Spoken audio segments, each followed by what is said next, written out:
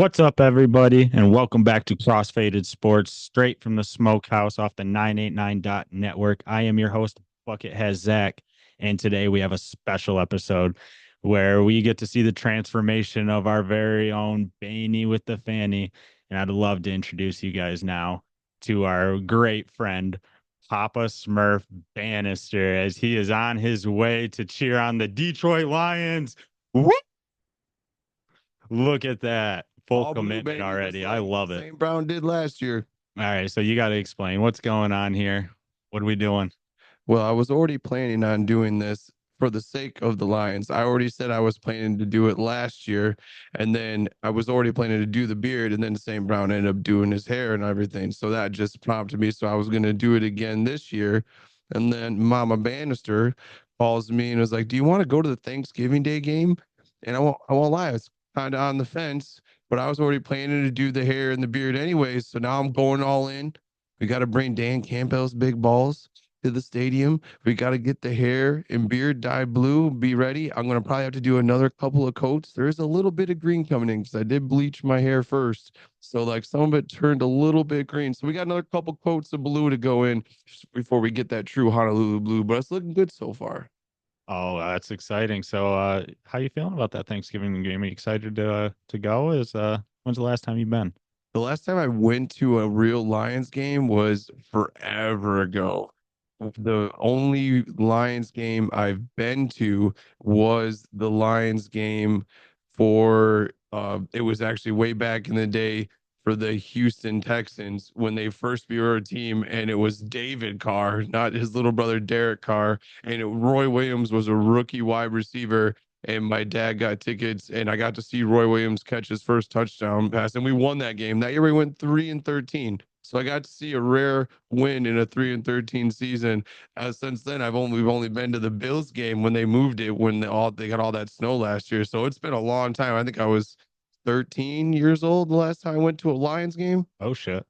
So it's That's been a minute. And then my mom and my sister have never been to a Lions game. So the whole family's going. So that'll be a good time. I'm excited. My niece is going to go too. She's only one. They got the headphones and all that type of stuff. So it'll be kind of cool to see a it's baby gonna in be that loud. huge crowd and see her reactions and all that good stuff. I'm excited. I can't wait. And I mean it's gonna be our first showing of Caleb Williams. And as we know, that's Nick Wright's second coming of Patrick Mahomes.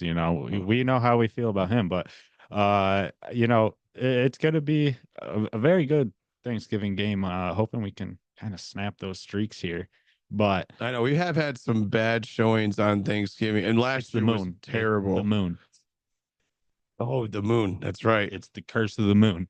But with that, do you think the Chicago Bears are a threat from the NFC for the Detroit Lions going to the Super Bowl, like Nick Wright predicts? Or who in the NFC do we have as like our top three threats? Because I'm going to be honest, that's a sarcastic question. We all know that.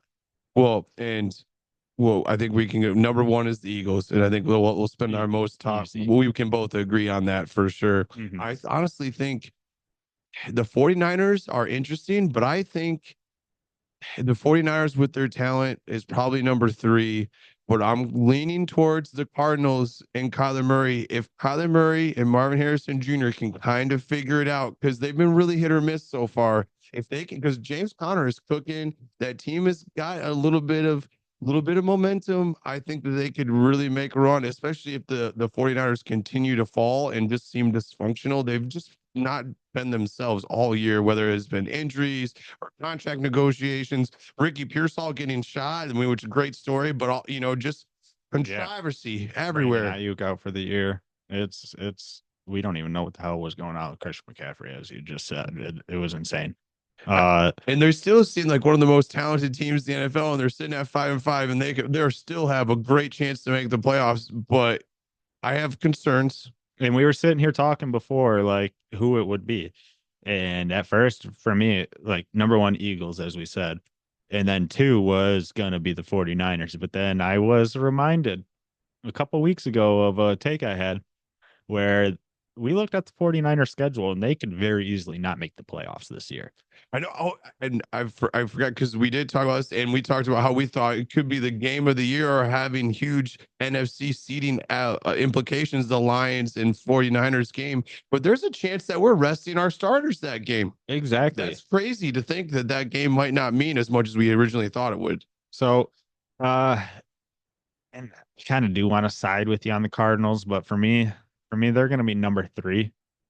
And I hate to do it, but I'm gonna have to still put the Minnesota Vikings at number two as the biggest threat to us.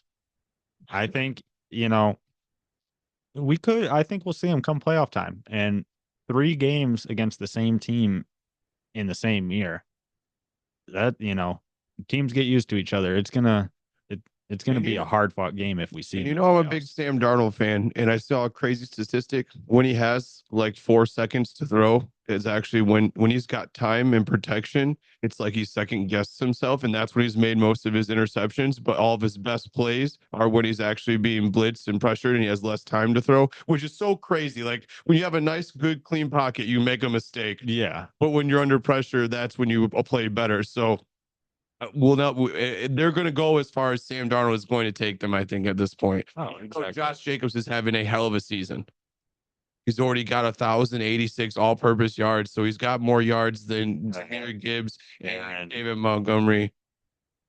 Josh Jacobs. Oh yeah, Aaron Jones. No, yes, Yeah. no, I am still thinking about Josh Jacobs. Sorry, I'm confusing the Packers. I apologize. I'm not gonna lie. I thought you did a quick throw to the Packers there, so you caught me off guard. That's where I was trying to go. Yep, I apologize. If Aaron Jones isn't having as stellar a season as Josh Jacobs is, well, quick throw to the Packers then, because where would they be? Are they top five in this list for you? Oh, they're. I was gonna say that's probably why I was thinking about them. Because this real quick, then we got our top three here. I think we can kind of agree whether we switch our 2 and 3 back and forth or whatever we do.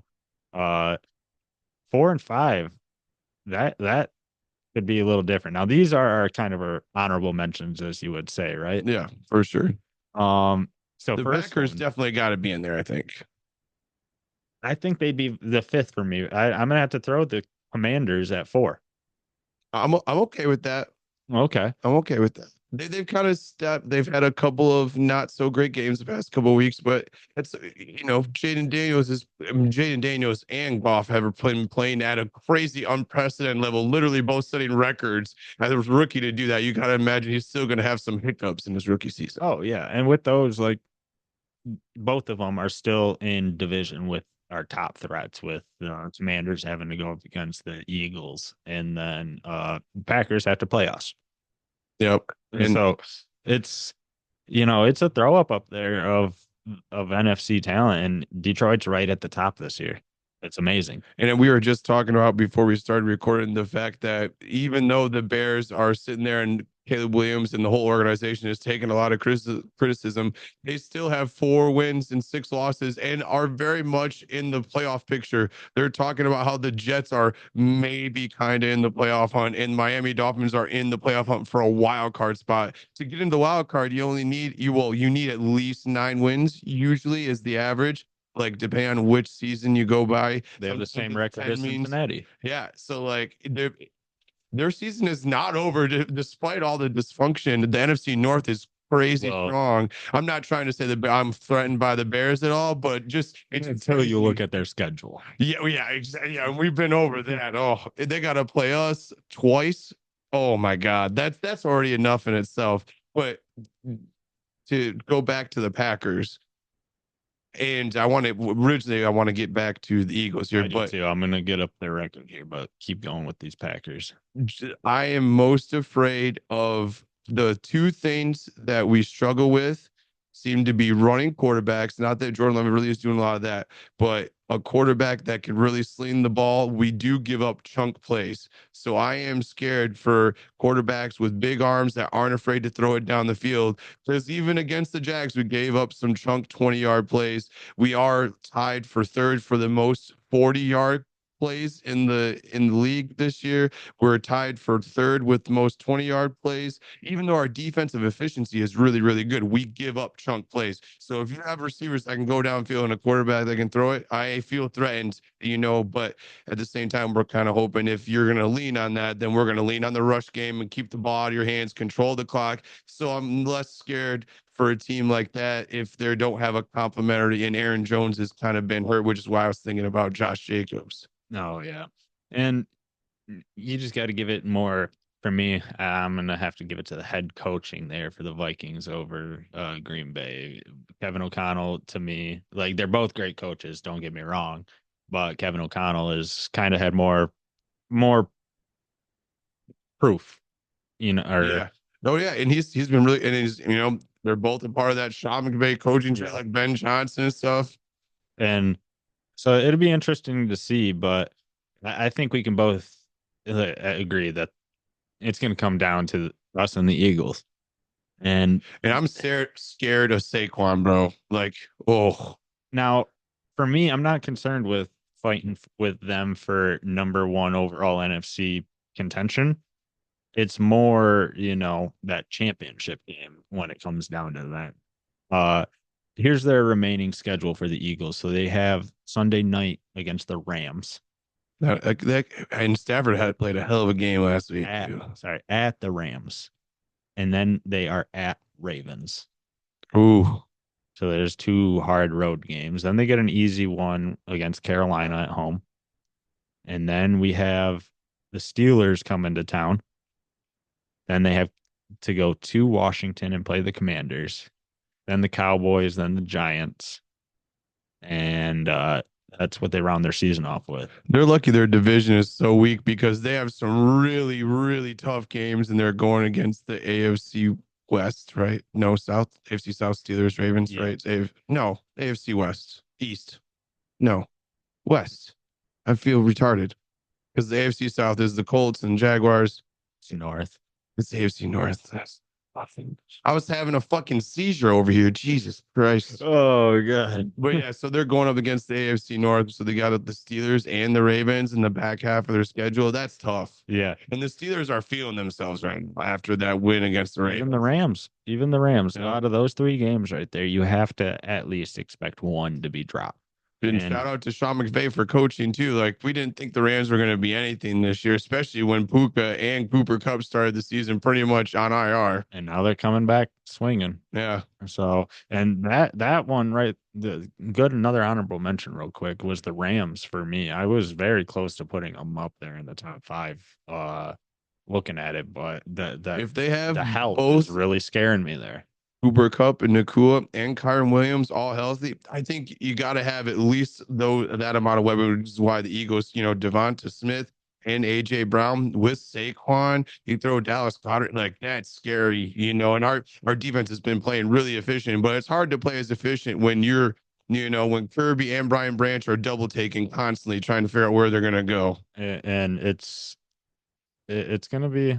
We've had some injuries, It's a little scary there. Yeah, shout out to Anzalone. Hopefully, he has a quick, quick recovery because Jack Campbell is going to have to take up the slack, and Anzalone is so fast covering and getting to plays. I'm curious to see how Jack Campbell is going to do. I'm excited to see, but only time will tell as we finish out this season. We're going into week 12, I believe. And we're getting very close here. It's an exciting time to be around Detroit. Something, we really have never been used to, but I think we're gonna be. Oh, as long as we can keep the staple of Brad Holmes and Dan Campbell around, and Yeah. maybe Martha, or excuse me, Sheila decides to throw a bunch of money at Ben and Please keep Ben Johnson around. keep him around because Keep Ben as Johnson much around. money as Dan Campbell gets. I'm sure Dan doesn't care. Exactly. We need him for like 5, 6 years. Then you let him go somewhere else. I mean, Please technically, keep it's him around. probably as Martha's checkbook, but Sheila. Yeah. Thank you, Sheila. That's all we need to say. What's up? Thank you, Sheila. But as always, thank you for tuning in to Crossfaded Sports. I am Buckethead Zack here with Papa Smurf Bani. And remember, please like, share, and subscribe. Everybody love everybody. ELE.